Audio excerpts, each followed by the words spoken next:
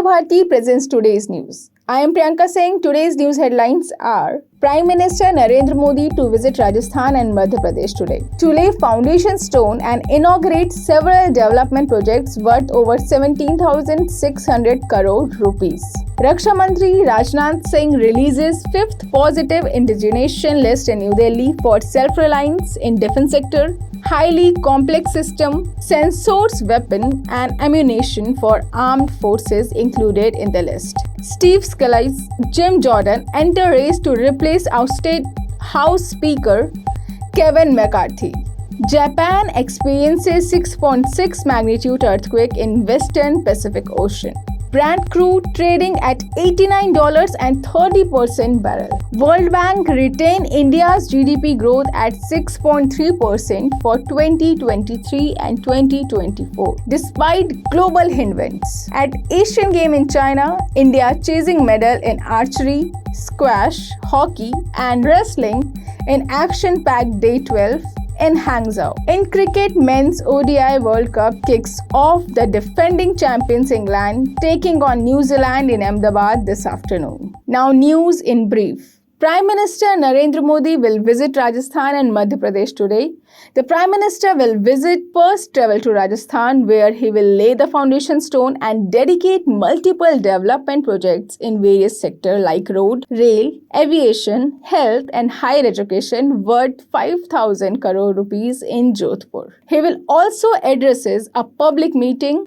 Mr. Modi will lay the foundation stone of important projects and strengthen the health infrastructure in Rajasthan. The projects include 350-bedded trauma center and critical care hospital block and All India Institute of Medical Science in Jodhpur, and 7 critical care blocks under Pradhan Mantri Ayushman Bharat Health Infrastructure Mission, 5 to be developed across the state. Raksha Mantri Rajnath Singh launched the Navya updated indigenous program Savalamban 2.0 in New Delhi yesterday. Speaking at the India's Navy Naval Innovation and Indigenous Organization, that is NIIO, seminar Savalamban, Mr. Singh said the self-reliance is the most priority since the Modi government came to power. During the event, Raksha Mantri also released the 5th positive indigenous list of Department of Military Affairs, comprising 98 items. Highly complex system, sensors, weapon and ammunition have been included in the list. Also, all these items will be procured and indigenous sources as per provision given in the Defense Acquisition Procedure 2020 in a stated timeline. Speaking about the list, the Raksha Mantri said these 98 items in the list are a big step in the self-reliance of defense sector. After the historic removal of McCarthy as the Speaker of United States House of Representatives, the race for the post is taking shape. Steve Scalise, long considered their apparent to McCarthy, and Jim Jordan, who has lead investigation against the Biden administration, said they would seek right candidates for the post. McCarthy's removal was driven by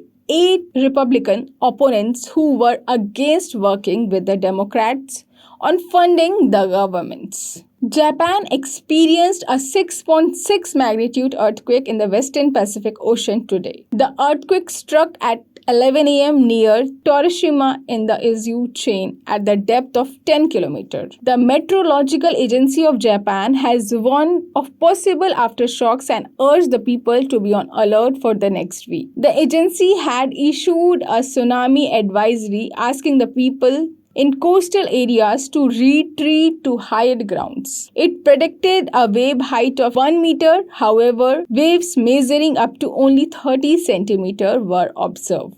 At least one of the Izu Island. The advisory has since been lifted. As per the report, so far no unusual volcanic activity has been observed there. Brent crude fell today amid Saudi Arabia announcement to continue crude output cuts to the end of this year was offset by demand fears stemming from microeconomic headwinds in intra-trade. Brent crude was trading at $89 and 30% of barrel, West Texas intermediate crude price was at $87.50 barrel was reported at last time in. The World Bank has decided to maintain its growth forecast for India as the fiscal year 2023 and 2024 at 6.3%. This decision was come as India continues to exhibit strong economic growth and despite facing substantial external challenges. The World Bank in its April report had